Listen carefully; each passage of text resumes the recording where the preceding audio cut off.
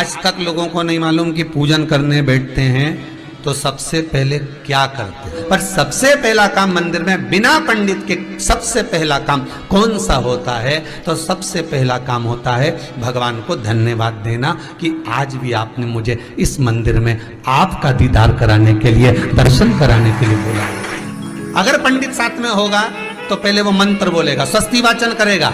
स्वस्ति वाचन करने में उसको अर्थात भगवान के लिए भी प्रसन्नता और आपके लिए भी प्रसन्नता। पर आपके पास कोई ब्राह्मण नहीं, आपको कोई स्तुति नहीं आती, आपको कोई मंत्र नहीं आता, आपको कोई साधना नहीं आती, आपको कोई तप नहीं आता, पर आप इतना तो कर सकते हो कि भगवान के मंदिर में जाकर उनको धन्यवाद दे सकते हो कि तेरी कृपा है जो मुझे चलकर यहां तक बुला लिया, 2 कदम चलाया, यहां तक बुलाया, ये तेरी कृपा है। और बड़ी कृपा करी जो डलिया भर के पूजन का सामान भी लाई, बड़ी कृपा करी जो दूध भरकर भी लाई, बड़ी कृपा करी जो कलश भरकर भी लाई। कितने लोगों का फायदा है कलश भरकर मंदिर ले जाने में? देखिए जरा कितने लोगों का फायदा। हिंदू धर्म में विष्णु पुराण में, पद्म पुराण में लिखा है, सौभाग्यवती नारी जब भरा हुआ पानी का लोटा लेकर कलश लेकर जाती है और उसको देखकर कोई व्यक्ति निकल कर चले जाता है तो जिस काम के लिए जाता है वो काम सफल हो जाता है। मंदिर का ही लोटा, मंदिर का ही पानी, सिर पे पल्लू लेके हर हर महादेव, बस शिव जी के चढ़ा रही और इतने प्रेम से रिझा रही। अब फ्री का पानी था तो एक लोटे में मन भी नहीं माने। अरे करा तो भगवान के सम्मुख में पहुंचकर अगर आप जल का पात्र भी लेकर जा रहे हो, भरा हुआ लेकर जा रहे हो, तो कितनी प्रसन्नता की बात है। हिंदू धर्म की रीति है, जिस पात्र को हम जल चढ़ाने लेकर जाते हैं उस पात्र में भगवान के चरणों का जल लाते हैं, खाली पात्र नहीं लाते। क्या लाते हैं? भगवान के चरणों का जल।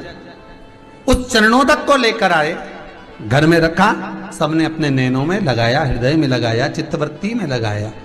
खाली पात्र हम लेकर वापस नहीं आ रहे हैं।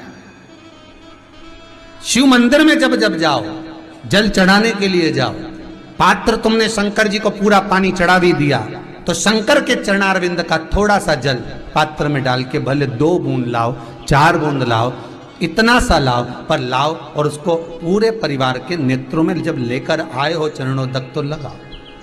पर खाली पात्र नहीं लेकर आना। खाली पात्र लाने में ध्यान दीजिए, जब आप पूरा जल समर्पित कर देते हैं, जल समर्पित भी पूरा करना है, भगवान को चढ़ा रहे हो तो पूरा समर्पण होना चाहिए, पूर्ण समर्पण। इसलिए शंकर भगवान को अधूरा समर्पण नहीं, इसलिए श्रीफल भी पूर्ण चढ़ता है। शंकर जी के मंदिर में श्रीफल नहीं फूटता, पूर्ण श्रीफल, बेलपत्री भी पूरी, चावल का दाना भी चढ़ेगा तो आखा, फल भी चढ़ेगा तो आखा, फूल भी चढ़ेगा तो आखा।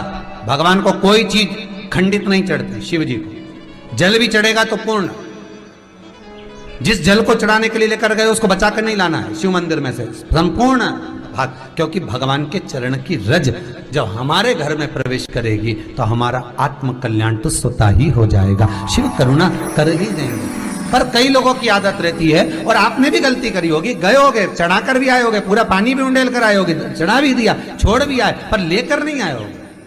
कई लोग गलती कर जाते हैं और फिर बाद में कहते हैं हम तो इतने साल से पूजन कर रहे हैं, भगवान हमारी सुन ही नहीं रिया। तो भगवान के मैं तो तैयार बैठा, पर तू नवा के चली जाए, लेके तो कहीं जाए। तो भगवान थोड़ी ना कहेगा कि तू मेरे पास में आए तो मेरे चरण की रज लेकर जा। भगवान थोड़ी ना कहेगा कि मेरे पास में आकर तू ये लेकर जा।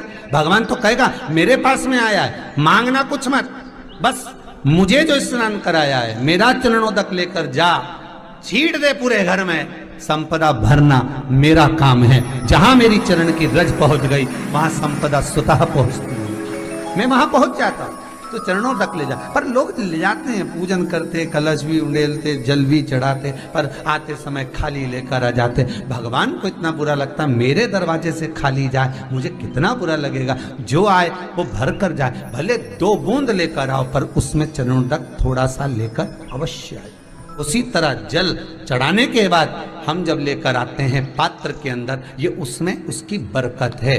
गर्ग संहिता में दूसरी चीज कही, उसको भी समझ लीजिए।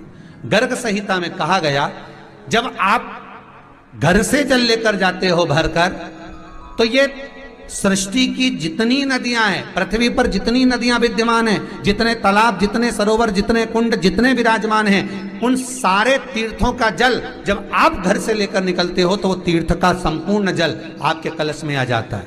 और जब आप उस जल को शिव पर समर्पित कर देती हो और 2 बूंद चरणादक लेकर जब जाती हो तो शिव महापुराण गर्ग संहिता पद्म पुराण कहती है वो जल साधारण नहीं रहता, वो गंगा जल बनकर तुम्हारे घर को पवित्र करने के लिए पहुंच जाता है। वो पवित्र गंगा जल बन जाता, उसको लेकर प्रवेश कर जाता। हम बार बार कहेंगे भगवान के मंदिर जब भी जाओ ना, चेहरे पर प्रसन्नता होना चाहिए।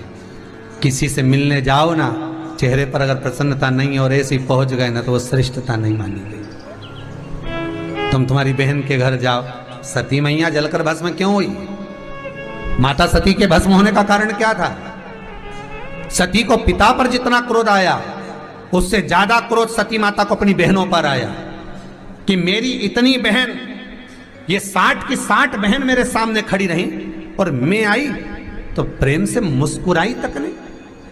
आप किसी के यहाँ जाओ और कोई के यहाँ पहुंचे और जाते से ही आप उस पहुंचे और कहा जी जी राधे राधे, जय श्री कृष्णा, हर हर महादेव, श्री शिवाय नमस्तुभ्यम, ओम नमः शिवाय आपने बोला और उसके चेहरे पर प्रसन्नता नहीं आया तो ऐसे घर में जाने से कोई फायदा है क्या? और आप किसी के यहाँ जा रहे हो तो आपके चेहरे पर भी प्रसन्नता होना चाहिए, सामने वाले को तो हो, आपके भी चेहरे पर भी। मंदिर में जब जब जाएं, गुरु के दरवाजे पर जब जब जाएं, परमात्मा के चरणारविंद में जब जब जाएं, माता पिता के चरणों में जब जाएं, घर के बुजुर्गों के पास जब जाएं तो तुम्हारे चेहरे पर प्रसन्नता होना चाहिए। भगवान को भी लगे दुख भले है इसको पर चेहरे पर प्रसन्नता है, इसको अब दुख नहीं देना क्योंकि इतना मुस्कुराकर ये मेरे मंदिर में आती है।